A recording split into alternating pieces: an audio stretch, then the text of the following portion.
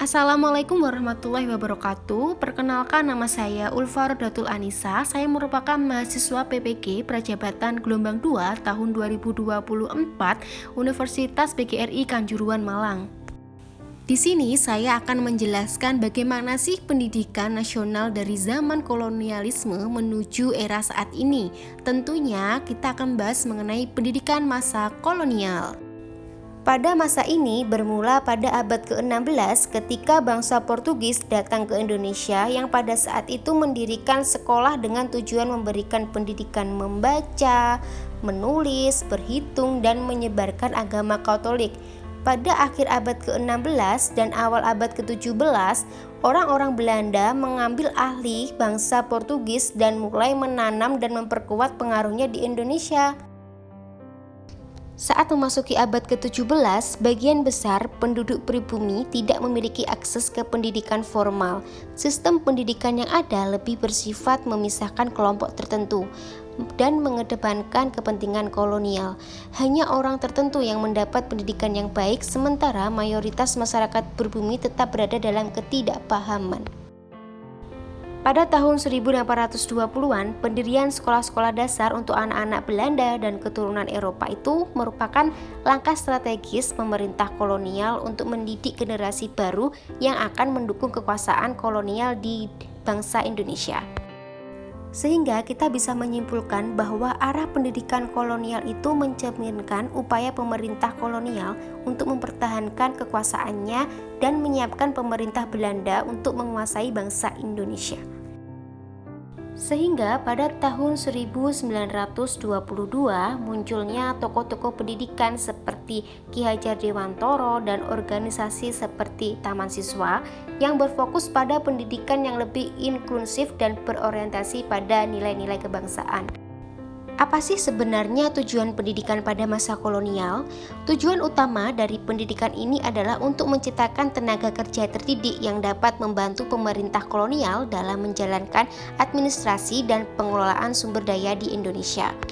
Tujuan lainnya yaitu melalui pendidikan, pemerintah kolonial itu berusaha menanamkan nilai-nilai budaya dan ideologi Eropa kepada anak-anak dengan harapan apa? Dengan harapan mereka akan menjadi warga yang loyal terhadap kekuasaan kolonial di masa itu. Apakah terdapat dampak negatif dari pendidikan zaman kolonial? Tentunya ada. Yang pertama, pendidikan yang ada cenderung bersifat hierarkis, di mana hanya orang-orang tertentu dari masyarakat yang dapat mengakses pendidikan. Yang kedua, menciptakan kesenjangan antara yang terdidik dan yang tidak. Yang ketiga, karena pendidikan yang tidak merata, banyak pribumi yang tidak memiliki keterampilan dan pendidikan yang diperlukan untuk mendapatkan pekerjaan yang lebih baik sehingga terjebak dalam kemiskinan. Yang keempat, adanya penerapan metode pengajaran barat. Dan yang terakhir, Indonesia pada saat itu tidak bisa maju dalam dunia bidang pendidikan. Apakah ada dampak positif yang dialami pada saat pendidikan zaman kolonial? Tentunya ada. Yang pertama, pendidikan yang diperoleh oleh kalangan elit pribumi mulai membangkitkan kesadaran politik dan identitas nasional. Yang kedua, masyarakat pribumi dapat menjadi pelopor dalam perjuangan untuk hak-hak rakyat dan kemerdekaan. Yang ketiga, pengembangan ilmu pengetahuan meskipun dalam konteks yang terbatas, ini membantu warga pribumi memahami dan mengeksplorasi berbagai disiplin ilmu. Bagaimana sih pendidikan pasca kemerdekaan itu? Konsep pendidikan zaman kolonial dan pemikiran Ki Hajar Dewantoro memiliki hubungan yang kontras, di mana pendidikan kolonial cenderung eksklusif dan mengutamakan nilai-nilai Eropa. Sementara Ki Hajar Dewantoro menekankan inklusivitas dan pentingnya menghargai budaya lokal. Banyak kritikan terkait sistem pendidikan yang tidak adil tersebut dan mengusulkan pendidikan yang merangkul semua anak tanpa memandang latar belakang. Kondisi pendidikan yang ada di Indonesia setelah kemerdekaan mengarah pada perubahan proses pembelajaran dan landasan pendidikan serta menghilangkan paham-paham pendidikan dari Belanda. Salah satunya yaitu dengan adanya perubahan kurikulum yang terjadi pada saat Orde Lama. Pada masa Orde Lama, dalam rentang 1945 sampai 1966, Pendidikan yang ada di Indonesia itu mengalami 3 kali perubahan kurikulum. Yang pertama, kurikulum rencana pelajaran 1948. Dalam kurikulum ini tidak menekankan aspek kognitif, melainkan lebih fokus pada pembentukan karakter. Untuk kurikulum yang kedua yaitu Rencana Pembelajaran Terurai 1952, yang mana dalam kurikulum ini sudah mengarah pada suatu sistem pendidikan Indonesia seperti setiap pelajaran dihubungkan dengan kehidupan sehari-hari. Perubahan kurikulum Rencana Pendidikan 1964, kurikulum ini bercirikan pembelajaran dipusatkan pada program Pancawardhana, yaitu pengembangan moral, kecerdasan, emosional atau artistik, keprigelan atau keterampilan, dan jasmani. Pada saat memasuki Orde Baru di Indonesia dalam rentang 1966 sampai 1998, Indonesia mengalami 4 kali perubahan kurikulum. Yang pertama, kurikulum 1968. Kurikulum ini bertujuan membentuk manusia Pancasila sejati, kuat dan sehat jasmani, mempertinggi kecerdasan dan keterampilan jasmani, moral, budi pekerti, dan keyakinan beragama. Kurikulum 1968 mengalami perubahan yaitu kurikulum 1975, yang mana pada kurikulum ini menekankan pendidikan lebih efektif dan efisien. Akan tetapi sistem penilaian dilakukan setiap akhir pembelajaran. Pada tahun 1984 Indonesia juga mengalami perubahan kurikulum. Posisi siswa ditempatkan sebagai subjek belajar, yaitu dari mengamati sesuatu, mengelompokkan, mendiskusikan hingga melaporkan.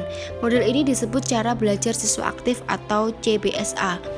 Perubahan kurikulum tidak hanya berhenti di tahun 1984, akan tetapi pada tahun 1994 pemerintah memperbarui kurikulum sebagai upaya memadukan kurikulum-kurikulum sebelumnya. Kritik berdatangan disebabkan oleh beban belajar siswa dinilai terlalu berat, dari muatan nasional sampai muatan lokal seperti bahasa daerah, kesenian, keterampilan daerah, dan lain-lain. Pasca reformasi pada tahun 1998 sampai sekarang, kurikulum berbasis kompetisi KBK pada tahun 2024. Ini merupakan suatu program pendidikan berbasis kompetensi yang harus mengandung 3 unsur pokok, yaitu pemilihan kompetensi sesuai spesifikasi, indikator-indikator, evaluasi untuk menentukan keberhasilan pencapaian kompetensi dan pengembangan pembelajaran. Kurikulum 2006, pemerintah pusat menetapkan standar kompetensi dan kompetensi dasar. Kurikulum ini juga dinamakan kurikulum tingkat satuan atau KTSP. Pada tahun 2013, pemerintah melakukan perubahan yaitu kurikulum 2013, yang mana memiliki 3 aspek penilaian, yaitu aspek pengetahuan, aspek keterampilan, dan aspek sikap. Materi yang dirampingkan terlihat ada di materi bahasa Indonesia, IPS, PPKN, sedangkan materi yang ditambahkan adalah materi matematika. Dari kurikulum 2013, Indonesia mengalami perubahan kurikulum yaitu kurikulum merdeka. Dalam kurikulum merdeka adanya kebebasan berpikir bagi siswa dan guru, sehingga mendorong terbentuknya karakter jiwa merdeka karena siswa dan guru dapat mengeksplorasi pengetahuan dan lingkungan. Konsep-konsep Ki Hajar Dewantara dapat diintegrasikan ke dalam kurikulum merdeka dengan menekankan pendidikan holistik yang mengembangkan karakter dan nilai-nilai moral, serta menghargai budaya lokal. Metode pembelajaran aktif dan partisipatif seperti diskusi kelompok dan proyek kolaboratif dapat diterapkan untuk mendorong kreativitas dan keterlibatan siswa. Untuk apa pendidikan di masa depan? Indonesia memiliki visi untuk menjadi negara maju dan sejahtera pada tahun 2045 yang dikenal sebagai Indonesia Emas 2045. Kurikulum Merdeka adalah salah satu inisiatif baru dalam pendidikan yang diharapkan dapat membantu mencapai tujuan tersebut, memberikan kebebasan bagi siswa dalam memilih mata pelajaran dan mengembangkan minat dan bakat mereka secara pribadi. Apa dampaknya menggunakan konsep Ki Hajar Dewantara? Menggunakan konsep ini dalam pendidikan di tahun emas 2045 dapat membawa dampak yang mendalam dan luas. Pertama, fokus pada pembentukan karakter dan nilai-nilai budaya akan menghasilkan generasi yang tidak hanya cerdas secara akademis, tetapi juga berintegritas dan memiliki empati sosial. Kedua, pendekatan yang mengedepankan kemandirian siswa akan mendorong kemampuan berpikir kritis dan kreativitas siswa. Ketiga, pembelajaran kontekstual yang menghubungkan materi dengan kehidupan sehari-hari akan membuat pendidikan lebih relevan dan menarik sehingga meningkatkan motivasi belajar. Sekian penjelasan dari saya terkait perjalanan pendidikan yang ada di Indonesia. Wassalamualaikum warahmatullahi wabarakatuh.